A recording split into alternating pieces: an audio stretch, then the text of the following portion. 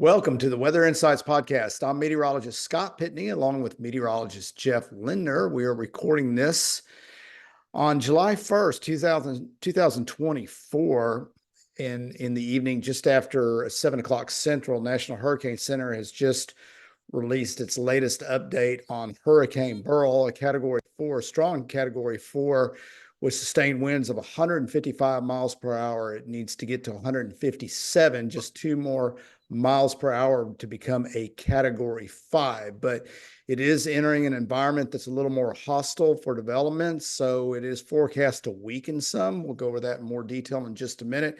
I'll also mention 96L. This is now dropped down to a 40% chance of development over the next 7 days, 20% over the next 48 hours.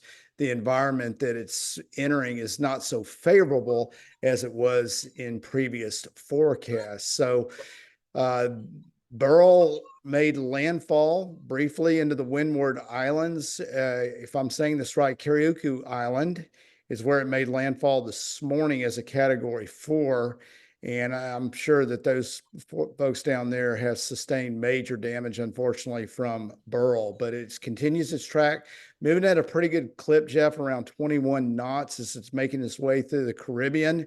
And that is one impressive eye and a lot of interesting convection there.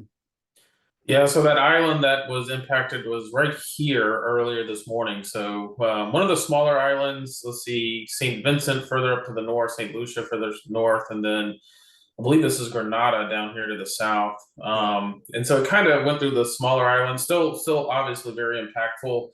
And you can see as it's moving off to the west northwest, for a minute, for a while there, it had a very clearly defined eye. In the last few frames, we had this really intense ring of thunderstorms around us, and the reconnaissance aircraft just gotten in there. But you can kind of see the symmetry is still intact here, but maybe getting a little drier intrusion on the northeast side. And we're starting to see the possible impacts here of a little bit of westerly or southwesterly shear on the southwest side of this. But you can see the intense thunderstorms. And so it's likely that Beryl is very near the peak now. And we actually did just get the most recent first pass of the reconnaissance aircraft. They found pressures down around 937 millibars and wind speeds of 155, like you mentioned. So right there at the highest end of the Category 4 on the first day of July. So if it were to become a Category 5, of course, we're splitting hairs at this level of intensity, but if it were, it'd be the earliest Category 5. The previous one was Hurricane Emily back in 2005 in the Caribbean. And so, and that was, I believe, mid-July. Interesting also what the plane has found is you can see there's a lot more wind on the northeast side of this, and then the wind drops off pretty quickly on the southwest flank. And so they haven't sampled the northwest quadrant or the southeast quadrant. They'll be in the process of doing that here in a minute. But it's an interesting structure we have here with the storm. And for July 1st or yesterday, June 30th, this is just absolutely incredible to see in the southeastern Caribbean.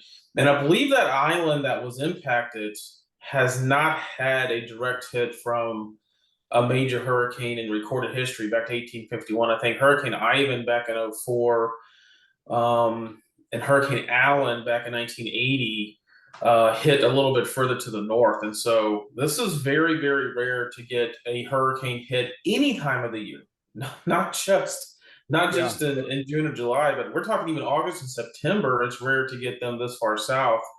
And it's just incredible. Yeah, very, very. A lot of storms pass through that envelope right there, but that far south, I think that's the eye-opening thing for me as well. Of course, you can see the track and the intensity track the island of Hispaniola under a tropical storm warning there in the blue shaded area on the southern side of Hispaniola, and now Jamaica under a hurricane warning where Beryl is expected to be just south of Jamaica by 2 p.m. Wednesday.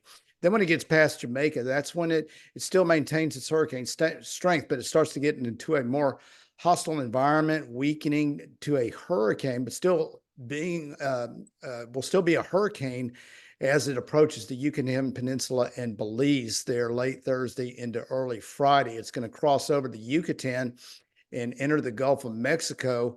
Right now, forecast is for it to be downgraded to a tropical storm by Saturday afternoon at 2. And that is the official National Hurricane Center forecast track, which only goes out 5 days. But beyond that, Jeff, we're seeing some changes, as you said in this morning's podcast, that with every updated forecast, this track is going to shift a little bit. We saw more of a southerly track, the mean track, more of a southerly track this morning. And true to your word, this morning, this has shifted back to the north. Yeah, and it's been kind of interesting. So this is the mean of the ensembles. So you have the European, the UK Met, the GFS, and the Canadian. So the four big models in their ensembles, and you can see very tight clustering here through up through south of Jamaica, and then the spread increases, of course, as you go out in time. So anywhere from the Cancun Cozumel area up here in the northeast Yucatan, all the way down towards the southern part of the Yucatan Peninsula or the northern portion of Belize, potentially could have an impact here as we get into Thursday and Friday of this week. And then the spread really ramps up here in the western Gulf of Mexico. A lot of this is going to depend on several factors. One is, what shape does Beryl move off of the west coast of the Yucatan? You know, it could weaken to a poorly organized tropical storm, possibly even a depression. It could be maybe a little bit stronger than that. You know, does it come off the coast down here further to the south? Does it come off the coast up here further to the north? That makes a difference. And then what we've been talking about, and maybe the next time I'll pull this up, is this big high pressure ridge that is sitting over Texas and the southern United States will be pushing off to the east a little bit. And at the same time, it's going to weaken. And so that potentially opens what we call a weakness here in the southern plains. But the question is, how fast does all of that happen as we get into the Friday, Saturday, Sunday timeframe? And also, if Beryl is way down here in the extreme southern Gulf of Mexico and weak, it won't really feel potentially that weakness or that pull of the trough. And so, and I think that's what we're starting to see more and more of is a weaker, shallower system that's carried more to the west or west northwest versus a stronger system that potentially would feel that trough a little bit more and get pulled off to the northwest. And so the mean here continues to look very good into the central Yucatan. And this is the consensus of all the models over the last 24 hours. So the lighter shade here is 24 hours old. The darker shade is the most recent run. And so you can see what's happened 24 hours ago. We were further to the north. The trend was south, south, south, south. And then we've pushed back to the north. But we haven't gone any further north than we were 24 hours ago. And so really this is pretty much relatively common what we see. The models are bouncing around a little bit, but there's no big significant track changes that we're seeing through this part of the forecast. And so again, right up, potentially a little bit closer now to Jamaica. Interest in Jamaica, really are going to have to keep an eye on this, because if it passes just to the south, that's going to put you on that dirty right side with the strong onshore winds. And then further to the west here, you know, is it going to be closer up towards Cozumel? It's possible, you know, it could be that far north. Is it going to be a little bit further south? Could it be into northern Belize around Chatamal? All of that's possible. And then, as we said, where does it come off the Yucatan? You can see the whole range here of possibilities from the northwest Yucatan all the way down to the very southern Bay of Campeche. And so we'll just have to see. This part of the forecast here remains relatively uncertain, but I think we're starting to potentially answer some of these questions with the trends being kind of locking in here of this staying down in the Bay of Campeche, possibly maybe as far north as northeast Mexico or South Texas, but also there's not a lot of intensity down here. So whatever is left of this as it comes out, even though conditions, you know, generally speaking in this part of the Gulf are favorable, they don't look overly favorable as we get into this weekend. And so we are not going to be talking about a Category 4 or 5 hurricane in this part of the basin. It is going to be likely a significantly weaker tropical system as it gets over here to the west. And one of the reasons is we can clearly see here's Beryl, here's the intense eye and the thunderstorms around it. But notice these wispy clouds out here in the central Caribbean. You can see they're peeling off to the northeast. Yep. That is that westerly wind shear. And this is backing to the west, but Beryl is coming quickly, 21 miles an hour, quickly toward this wind shear. And two things would be happening, that fast forward motion. At the same time, it's going to be hitting some of this wind shear. And so that's going to actually enhance the shear a little bit. And the question that we're going to really be paying attention to over the next day or so is, how is Beryl going to respond to this shear? Is it a well enough developed system with a broad enough circulation that the shear may not disrupt it as much? It may not break down that inner core, or does the inner core begin to have issues? The shear gets a little bit of dry air wrapping in there, and the whole inner core process begins to break down, and you start to see a little bit of a quicker weakening trend. And the models have kind of gone back and forth. If you look at the regional hurricane models, they're kind of on the stronger side of it. They keep this going stronger, longer. And the larger global models are showing a little bit more weakening. But one of the issues with some of the globals is they're not even getting the starting intensity right. They're too weak at the starting point. And so we'll just have to see how this shear and everything interacts with Beryl as it moves off to the west. And again, Jamaica, definitely be paying attention, because if it stays stronger longer, you could be dealing with potentially major hurricane in Jamaica, or very close. But if it weakens a little bit, still damaging conditions potentially in Jamaica. And so you can see on the intensity guidance peaking now and then kind of falling off.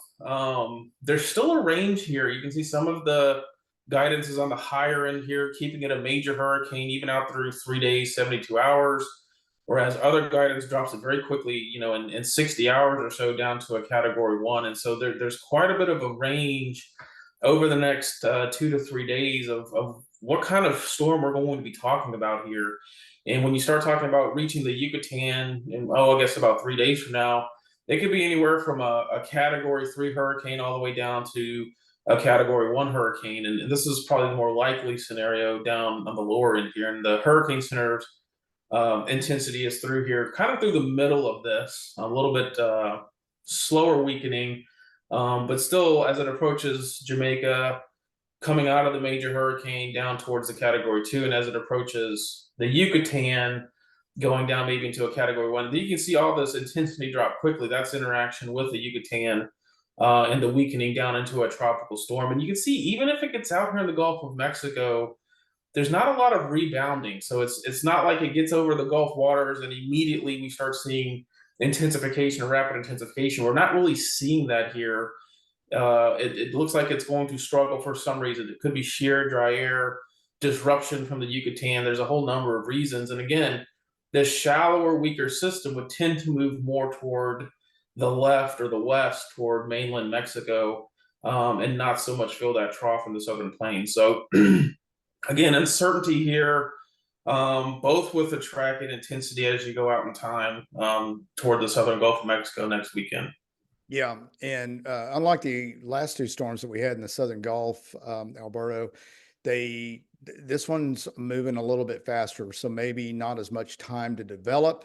I took a quick peek at the QPF models for 7 days out, and they are picking up some of that now in South Texas, 2 to 3 inch rainfalls and lighter rain moving into Central Texas. So possibly beneficial rains for, we're still keeping our fingers crossed for the folks in Central Texas to maybe get some of this moisture from this system. But I think the messages are still the same. Pay attention to updates for the tropics, from the tropics at least one time a day from reliable resources. And be sure to subscribe to our Weather Insights YouTube channel, get the latest from the tropics, and also reminder to share it with friends and families so they can do the same thing, and join us for the next Weather Insights podcast. Thank you, Jeff.